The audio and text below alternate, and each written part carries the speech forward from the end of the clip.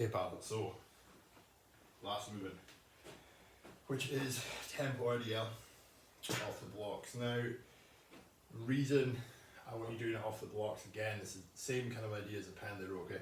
It's a dead stop, so it's forcing you to kind of utilize hamstring strength as opposed to kind of using that stretch reflex. Although arguably we could argue there's stretch reflex involved, but that's a different video. That's not this demo. So the purpose of the blocks as well is I want to make sure you're maintaining a good position throughout, okay?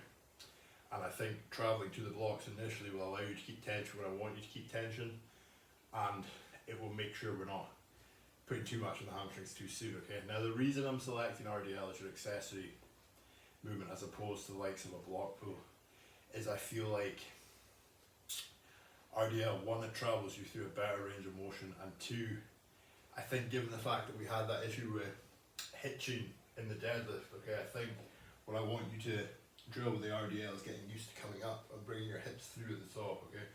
So kind of trying to eliminate temptation to hitch, which we might get with other variations. And I just think RDL as well can be fantastic for drilling the hinge, particularly when you apply a tempo to it.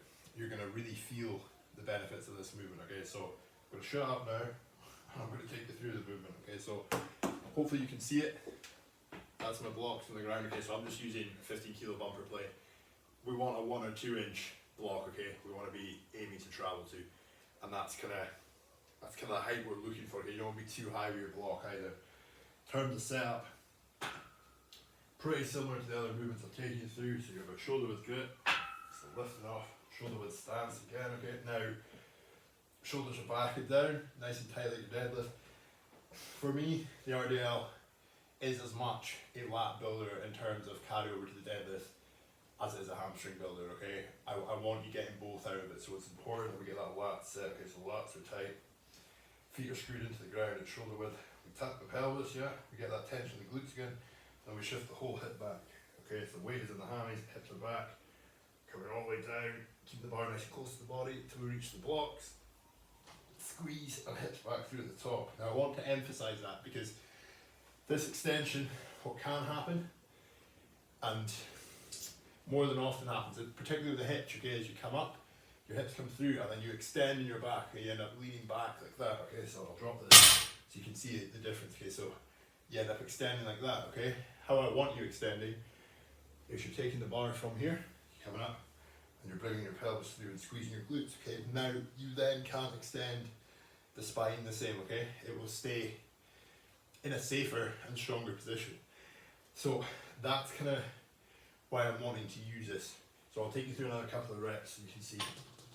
So your shoulders back, pelvis in and tight, hips back, down and contact the blocks, up, squeeze, top, okay? You can see that as one fluid movement. Up, squeeze, yeah? So there is no loading going into the quads, all the tension staying in the glutes and hammies. And apply that to your actual deadlift as well. When you're pulling, as you come through, think about bringing the hips through and squeezing the glutes, okay? That's kind of how we want to finish the lift, and avoid sort of relying on just extending at the knee, okay? Thinking about glutes, basically, is what I want to do.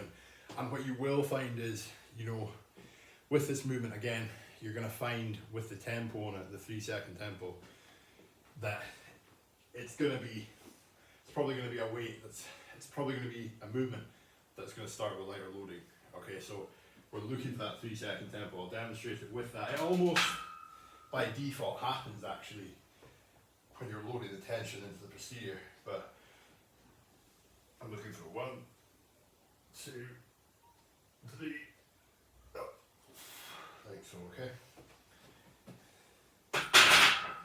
Again, reason for doing so, hypertrophy technique block to start with, and I want to make sure that we're maximizing time under tension there, and hopefully beefing up the hammies as we go, okay? So I think that's me covered everything now, movement wise, that I needed to send you.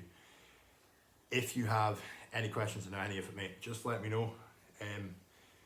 it's probably a decent amount of watching. So just let me know if you have any questions, and if you want me to run through anything else. I think that's pretty much everything I wanted to say within that.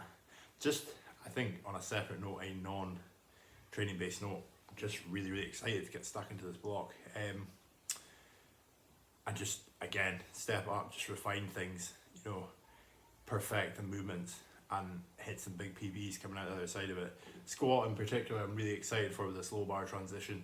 Deadlift, I think it's just a case of tidying up that hinge. I think we made huge progress, but I think we can get a bit more from it with these variations, and a big pull is there. I really feel like a big pull is there. Bench, I think it's just a case of hitting you with more volume, and doing that through frequency as opposed to just higher reps. So yeah, I'll shut up now, and hope you have a good week, pal. If you have any questions, let me know, okay? And just get after it. Have a good one, my man.